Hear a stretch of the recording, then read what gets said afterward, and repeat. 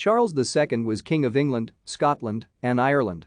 He was King of Scotland from 1649 until his deposition in 1651, and King of England, Scotland, and Ireland from the 1660 restoration of the monarchy until his death in 1685. Charles II was the eldest surviving child of Charles I of England, Scotland, and Ireland and Henrietta Maria of France.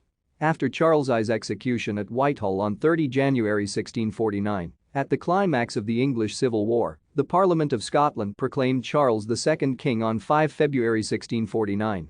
However, England entered the period known as the English Interregnum or the English Commonwealth, and the country was a de facto republic led by Oliver Cromwell.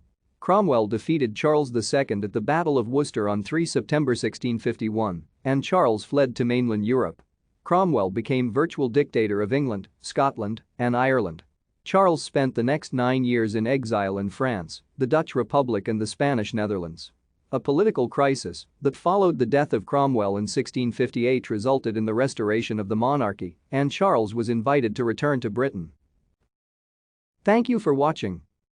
Like and subscribe if you would like to view more of our videos. Have a nice day.